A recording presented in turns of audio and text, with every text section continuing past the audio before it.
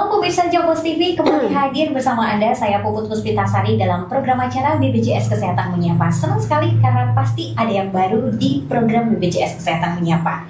Program Jaminan Kesehatan JKN memberikan keistimewaan bagi peserta pekerja penerima upah atau kita sebut dengan PPU. Hanya dengan satu hitungan persentase saja, besaran iuran itu sudah bisa untuk menanggung 5 anggota keluarga inti, yakni diri sendiri, pasangan, dan anak, maksimal sampai anak ketiga. Kabar baiknya, peserta PPU masih bisa memasukkan lagi keluarga tambahan seperti anak keempat, kemudian orang tua hingga mertua. Lalu bagaimana mekanismenya dan seperti apa besar iurannya? Selengkapnya akan kita bahas dalam program BPJS Kesehatan Menyapa. Penambahan anggota keluarga peserta PPU makin mudah. Telah hadir bersama saya Relationship Officer BPJS Kesehatan Cabang Magelang, ada Bu Sri Murtini. Halo Ibu, selamat pagi. Selamat pagi, Mbak Puput. Oke, ada juga Mbak Clarissa Isabel Anjani. Hai Mbak. Hai Mbak. Ini panggilannya Bu Murti dan Mbak Risa. Mbak Risa. Sehari-hari pasti ketemu sama peserta JKN ya Bu. Betul. Dan hari ini kita pengen ngobrolin khusus untuk PPUBU. Jadi kita memulai dengan pertanyaan, sebenarnya ada berapa segmentasi kepesertaan di program JKN ini Bu? Kalau segmentasi itu ada 3, yang bayar sendiri, dibayar lewat instansi, sama dibayar pemerintah.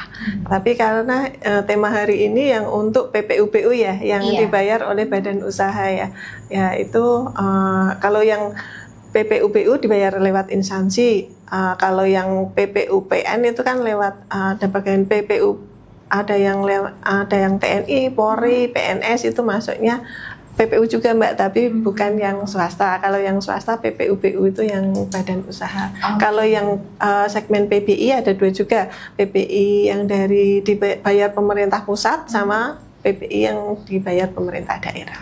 Oke, jadi segmentasinya ada peserta mandiri, peserta pekerja penerima upah PPU sama PBI. Penerima bantuan iuran. Betul. Oke. Nah, kalau soal segmentasi sendiri kan kita hari ini pengen ngebahas tentang PPUBU nih ya.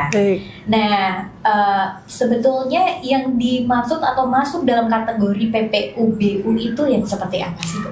Kategori ya, PPUBU itu ya pekerja yang menerima upah.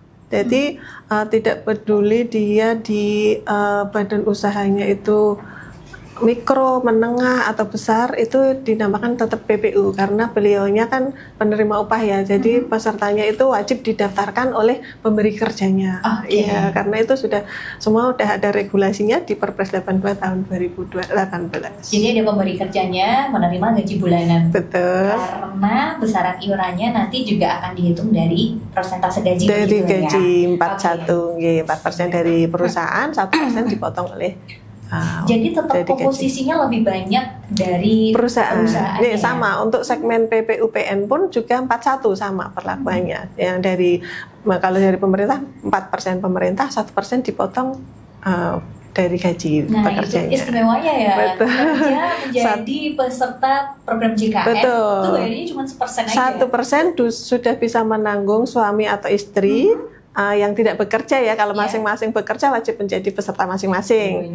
Dan anak maksimal 3, maksimal di usia 21 tahun. 21 tahun. Oke, siap.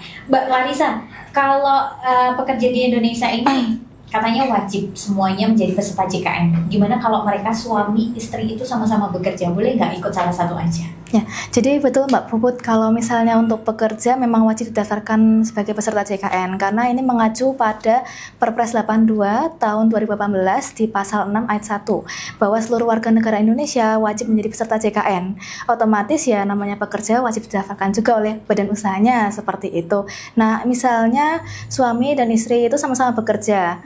Nah, ini mereka wajib didaftarkan oleh instansi masing-masing. Jadi nanti misalnya suami di instansi A dan istri di instansi yang B, itu mereka didaftarkan sebagai pekerja masing-masing instansi tersebut dan nanti akan dipotong iuran berdasarkan gaji masing-masing. Cuman ini yang perlu menjadi garis bawah ya, bahwa misalnya salah satu dari pasangan ini mendapatkan kelas yang lebih tinggi, misalnya suaminya atau istrinya hak kelasnya kelas 1 karena gajinya di atas 4 juta, maka nanti pasangannya bisa mengikuti kelas yang paling tinggi. Oh, gitu. Jadi misalnya si suami gajinya 4 juta ke atas, dapat kelas 1, istrinya di badan usahanya tempat bekerja si istri itu dapat yang kelas 2. Nanti kita bisa linkkan di aplikasi kami supaya si istri dapat yang kelas 1 juga, meskipun terdaftar ikut dengan badan usaha si tempat istri bekerja, seperti itu. Oke, ini menarik ya.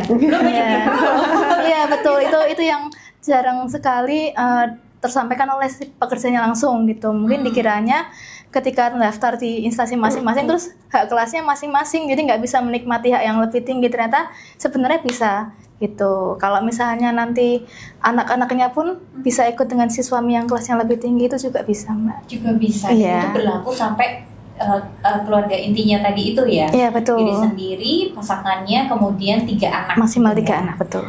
Siap ya. Nah, berarti nggak bisa dong ya kalau misalnya salah satu yang mendaftar saja, mereka harus wajib dua-duanya. Kalau misalnya pekerja ya harus terdaftar dalam program JKN gitu ya, Mbak? Iya, wajib. Oke. Berapa sih, Mbak, besaran iuran PPU? Kalau tadi kan dikatakan 4 plus 1 ya. Nah, ketika mereka ingin menambah satu anggota keluarga lagi, bisakah mekanismenya seperti apa dan besaran iurannya seperti apa? Tadi yang sempat dikatakan Mbak Murti terkait dengan iurannya, betul, memang 4 sama 1. Jadi total iuran peserta PPU itu 5%. Dengan komposisinya itu 1% diambil dari gaji pekerja dan 4% ditanggung oleh badan usaha atau instansi, seperti itu. Nah, kalau misalnya tadi yang Mbak Puput tanyakan terkait dengan bisa nggak nambah lagi, misalnya anak keempat gitu ya, maksudnya Iya, anak keempat, kelima dan seterusnya, atau orang tua dan mertua, itu tetap bisa menambahkan. Nanti akan kita tambahkan kembali potongannya, yaitu sebesar 1% Setiap orang? setiap orangnya. Oke, berarti kalau misalnya mau tambahin mertua, tambah 1% lagi dari gaji. Mau tambah ibunya, tambah 1% lagi. Tapi Ya. bisa nggak kita menambahkan ART ke dalam PPU, keluarga tambahan? Oh ya, kalau untuk asisten rumah tangga atau ART untuk saat ini mohon maaf belum bisa, Mbak. Jadi kalau misalnya mau mendaftarkan ART itu bisa didaftarkan sebagai peserta yang PBBU atau bukan penerima upah, atau yang biasa orang sebut sebagai peserta mandiri gitu. Jadi khusus ART ini nggak bisa ya? Iya, mohon maaf hanya belum keluarga bisa. ini saja. Oke, Iya. baik. Bu Murtini, bagaimana prosedurnya jika PPU ini ingin menambahkan anggota keluarga tambahan? Apakah mereka harus datang sendiri ke kantor cabang Tidak atau perlu. langsung ke HRD aja nih? Langsung ke HRD aja, karena kan di kami di badan usaha itu sudah kita fasilitasi ya, badan pekerja tidak perlu mondar-mandir ke kantor ngurus apa, cukup satu pintu lewat HRD atau PIC. Nanti PIC atau HRD itu yang menghubungi RO. Nah, nanti misalnya nih ada pekerja di instansi A, misalnya dari radar ini ya, mau menambahkan mertua atau orang tua, nanti PIC atau HRD-nya menghubungi RO-nya, bilang saja mau menambahkan misalnya ibu kandung, bapak kandung atau plus mertua, nanti kan 1%, nanti ada formulir yang harus diisi dan ada surat ini pernyataan. Ya nanti akan dibubuhi meterai ya, intinya surat kuasa ya, pada bahwa pekerja menguasakan pada badan usaha untuk dipotong gajinya untuk membayarkan orang tua atau mertuanya. Jadi sebetulnya sangat-sangat mudah, sangat ya, mudah sekali, tidak kemudian perlu ingin menambahkan anggota keluarganya. Betul. Wow. Peserta JKN dan tentunya pemirsa Jawas TV, jangan khawatir, kita sesaat lagi akan kembali karena seru sekali ini ngomongin tentang peserta pekerja penerima upah badan usaha yang saat ini bisa menambahkan anggota keluarganya. Tetap bersama kami di program BPJS Kesehatan Menyapa.